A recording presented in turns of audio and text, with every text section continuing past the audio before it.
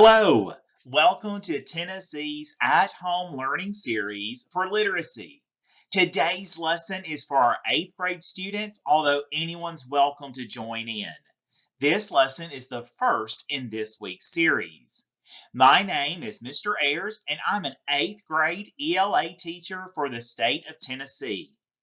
I'm so excited to be your teacher for this lesson, and welcome to my virtual classroom.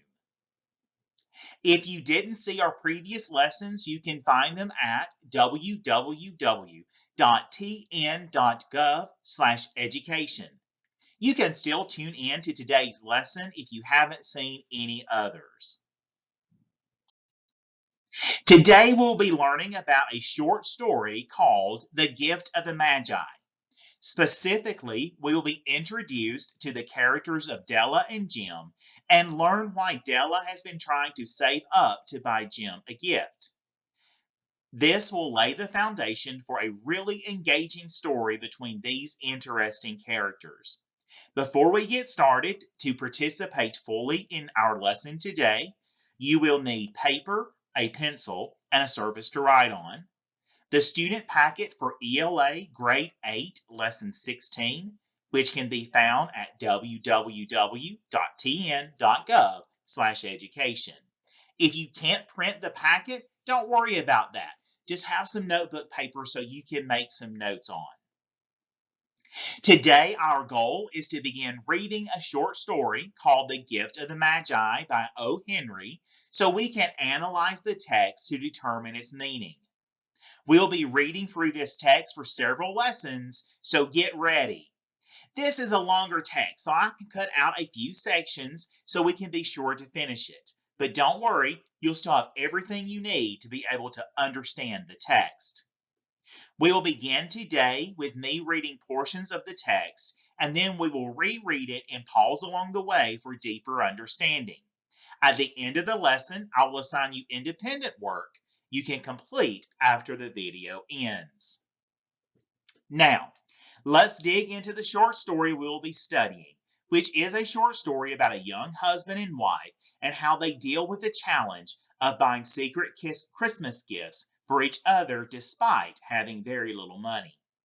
The author of the story is O. Henry, and the story was published in 1905. Although the events of the story, its plot, are fairly easy to understand, the author tells this simple story in a complex way.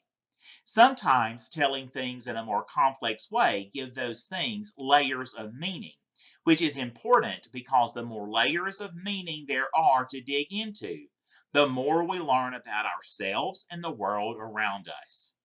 And that's the challenge for us as readers. Are you up for the challenge of learning more about yourself and the world around you? Awesome. Well, here's how we're going to do it. We'll only read a couple of sentences at a time, and then we'll dig into the puzzle of seeing what the words mean and what the author is talking about. To help us do this, we'll use a graphic organizer to track our notes. Here is what the graphic organizer looks like. You can see we have certain sections of the organizer that are labeled various people or things, characters, key ideas, details, plot, vocabulary word choice, literary devices. That's like metaphors, images the author wants to convey, meanings and themes, or important messages. So go ahead and take a moment to draw a copy of this organizer on your paper. This will be an important tool for us as we work through the text. Thank you. As we read and discuss each of these elements of the text, we will pause and give you time to write your notes on your graphic organizer. And if you ever need to, just pause the video. We will actually be using this organizer for the next several lessons, so please keep it handy throughout the lesson and in the upcoming lessons. Okay, let's read the text. So let's take a look at the title first. The Gift of the Magi. What in the world does Magi mean? You will want to write down the definition of this word on your graphic organizer in the vocabulary section. Magi is the plural form of the word magus, which refers to what is known as wise men, which are a type of religious leader in ancient times. Some of the more famous ones were known for their gift giving. I'm not sure yet what wise men have to do with this story, but we'll see. So let's start reading. $1.87. That was all. And 60 cents of it was in pennies. So keep in mind that how a story begins is always important.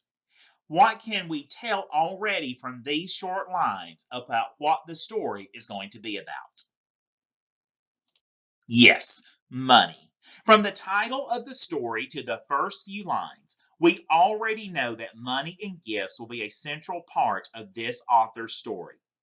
Let's make a note about this in the plot section.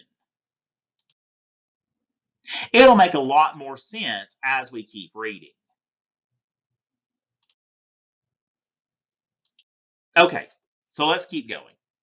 Penny saved one and two at a time by bulldozing the grocer and the vegetable man and the butcher until one's cheeks burned with the silent imputation of parsimony that such close dealings implied. 3 times Della counted it, $1.87, and the next day would be Christmas. Okay, so this section is a little bit of a tough one. Let's break it down some. It starts with pennies saved, 1 and 2 at a time, by bulldozing the grocer and vegetable man and the butcher. From what we know so far, it's not likely the narrator is talking about a literal bulldozer or a machine that clears land. The narrator is using the word bulldozer figuratively or non-literally.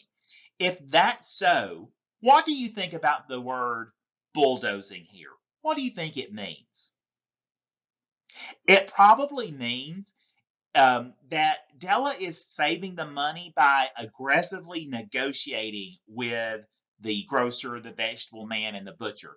In the early 1900s, you didn't just go typically and just pay. You kind of would negotiate. You would barter back and forth for an agreed upon price. And she's doing this so she can save money. The text says she did this until one's cheeks burned with the silent imputation of parsimony that such close dealings implied. There's a couple of words here you may not know. As I tell them to you, write them down in the vocabulary section of your graphic organizer. Imputation here means something is being attributed to or assigned to someone. Here is an example of it being used in a sentence. The gold medal that the runner cheated to win was an imputation of shame and dishonesty. Parsimony means stingy or not wanting to spend money. Okay, so knowing that we have the meaning of these words, let's read the sentence again. Pennies saved, 1 and 2 at a time, by bulldozing the grocer and the vegetable man and the butcher until one's cheeks burned with the silent imputation of parsimony that such close dealings implied. 3 times Della counted it, $1.87, and the next day would be Christmas. So what do you think the author means by the phrase, one's cheeks burned? What causes your cheeks to flush? Yeah, you're embarrassed. So let's review what we know. We know Della was saving money by being aggressive with the people who sold food in the town. But why is she embarrassed? It says her cheeks burned with the silent imputation of parsimony that such close dealings implied. Using the definitions you wrote down for imputation and parsimony, what do you think the sentence means? So here's what I've written down in my notes. I have that she got embarrassed because in her mind, They were accusing her of being stingy. Is this what you have? You may have something close, and that's okay. If you need to jot down something else to add to yours or to change yours, take a second to do that. Let's also pause now and add some character details for Della in our graphic organizer. So what did you add? I have in my notes that we have learned so far that Della is a really dedicated person to saving money, that she is a tough negotiator, and she is frustrated with her current situation.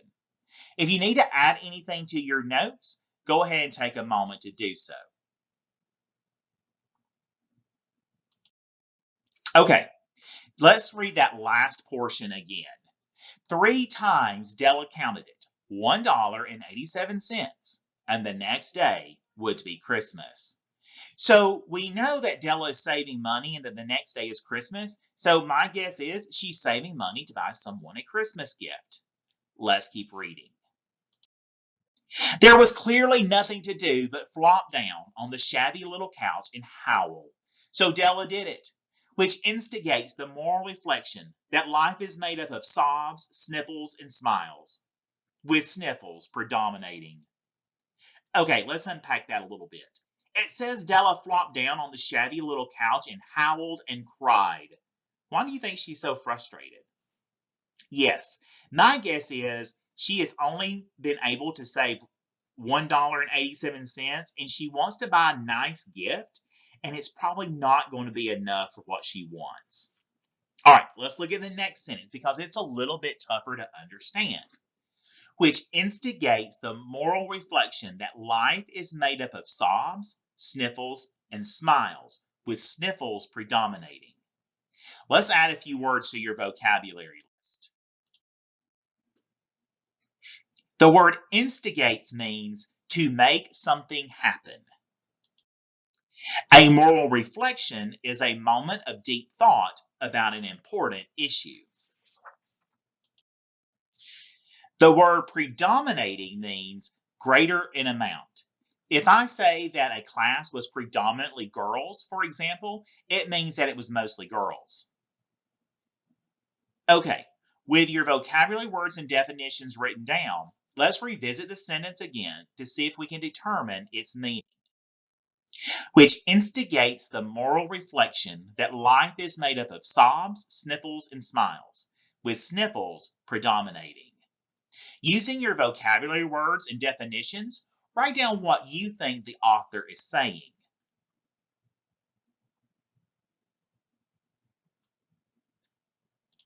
Here's what I have in my notes. I think Della is having a deeper thought about life. It is made up of deep cries or sobs, light cries or sniffles, and happiness or smiles, but maybe light cries most of all. That's not a very cheerful description of life, is it?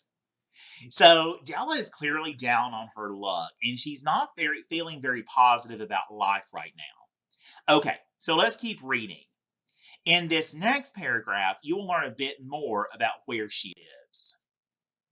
While the mistress of the home is gradually subsiding from the first stage to the second, take a look at the home. A furnished flat at $8 per week. So let's unpack this a little bit.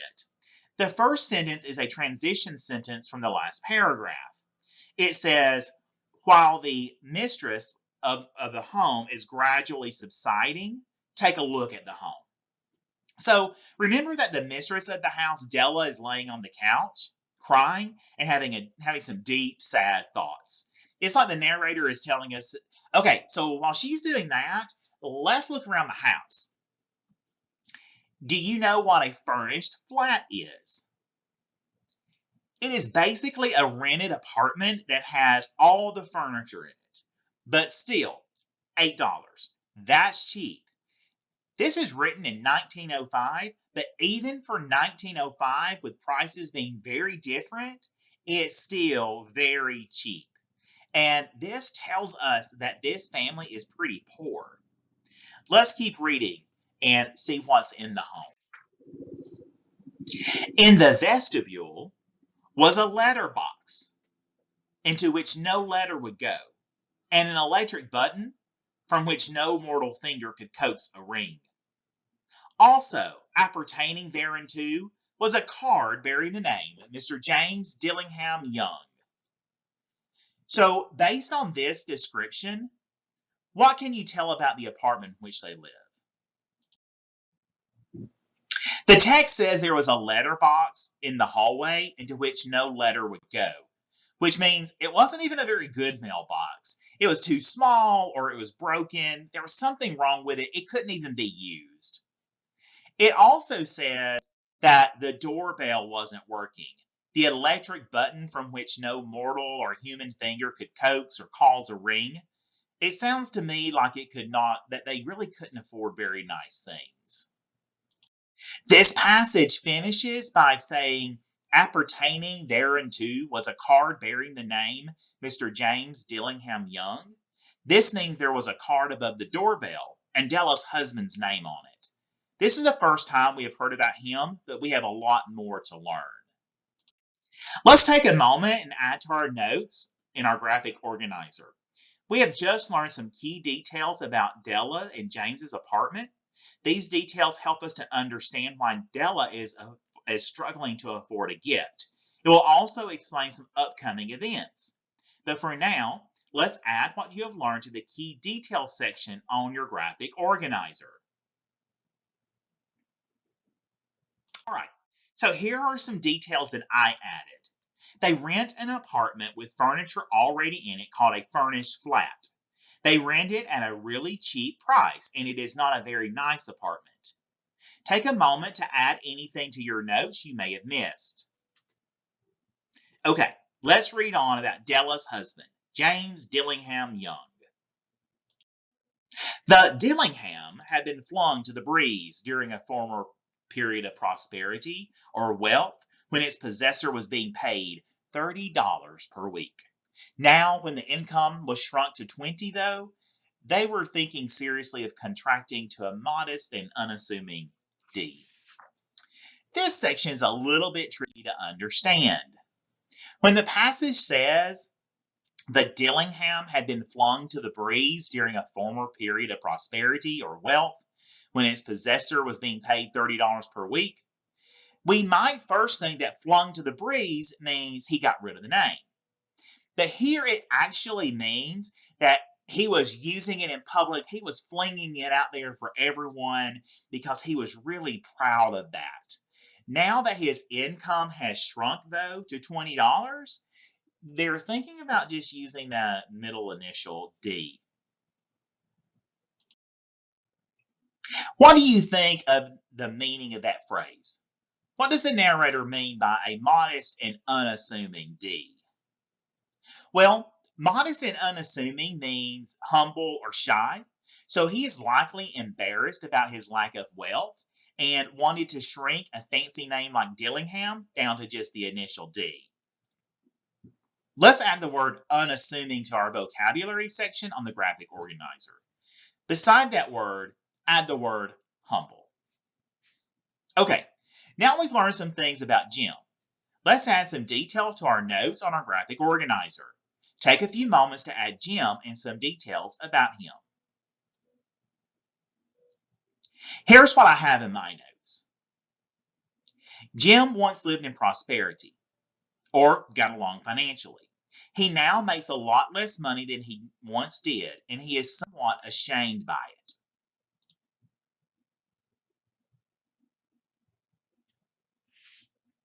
All right, let's keep going.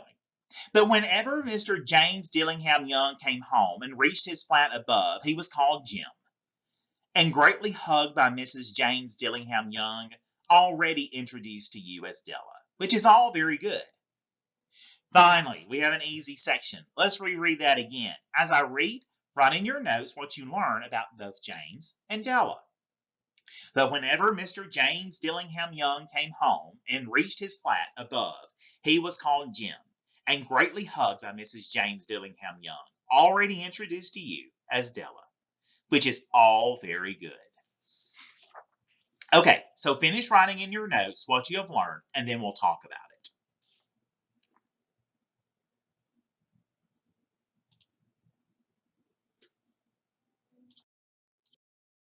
Here's what I learned from reading that section. I learned James was married to Della and she calls him Jim instead of the more formal name, James.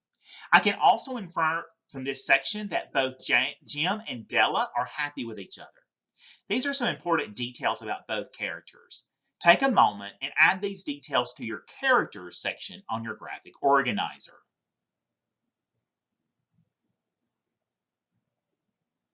Great. So Jim and Della are happily married, even if Della is sad about things. Reading. Della finished her cry and attended to or patted her cheeks with the powder rag. She stood by the window and looked out dully at a gray cat walking a gray fence in a gray backyard. So now we've learned a bit about Della's apartment and her husband and her marriage. We're back to the plot itself. Della is being upset about not being able to buy Jim a gift. She finishes crying. She wipes her face. The text then tells us that she stood by the window and looked out dully at a gray cat walking a gray fence in a gray backyard.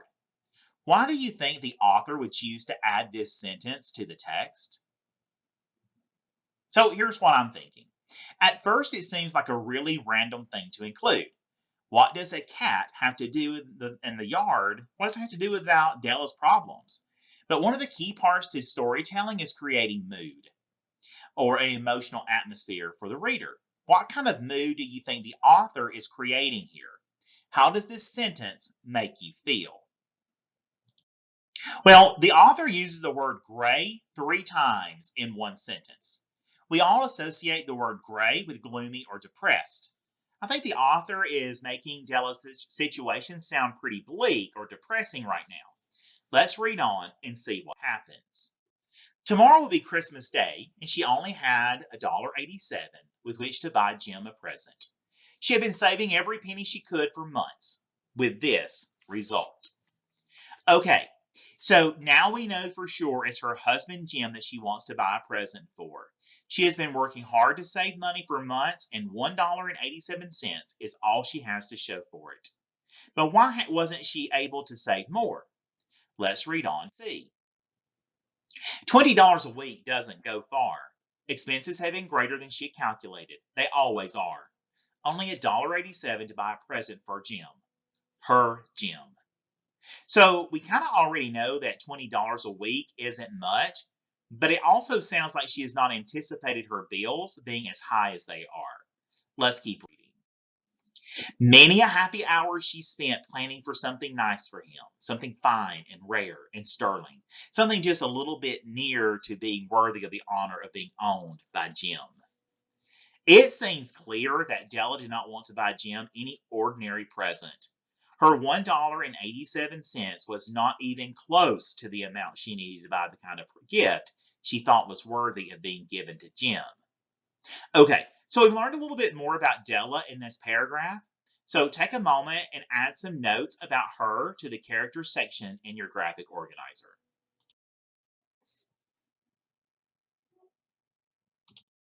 I added to my notes that Della has been trying for months to save money, but she had nowhere near enough money to buy the gift that she wants to buy. I also added she really loves and admires Jim. That makes it sadder for her that she can't get him a nice gift, but happier overall because at least they have each other. Okay, excellent. We're going to pause here in the text as we have really almost run out of time for the day. We'll pick up where we left off in the story tomorrow. So overall, take a moment to look at the things that I have written down in my notes, compare them to what you have in your notes. You will need these notes to work on your independent work.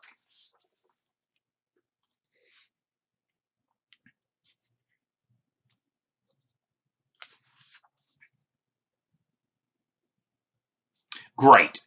Again, these notes will help you complete your independent assignment, and then we will keep adding to them as the week goes on.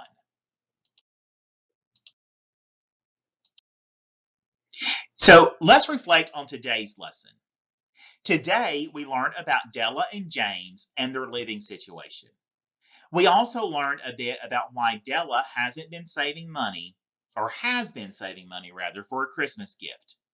For your independent work today, please respond to the prompt. In your own words, describe Della and Jim. Be sure to use your notes and include specific details. In your descriptions of the two characters, use each of the following vocabulary words: imputation, parsimony, unassuming. That will help you remember both what the story is about and what those words mean. Thank you so much. This is one of my absolute favorite short stories. I remember reading it in my 8th grade reading class many years ago. I think it's going to become one of your favorite as well. I've really enjoyed reading the story with you today. Thank you for inviting me into your home. I look forward to seeing you tomorrow in our next lesson in Tennessee's At Home Learning Series. Thanks so much. Goodbye.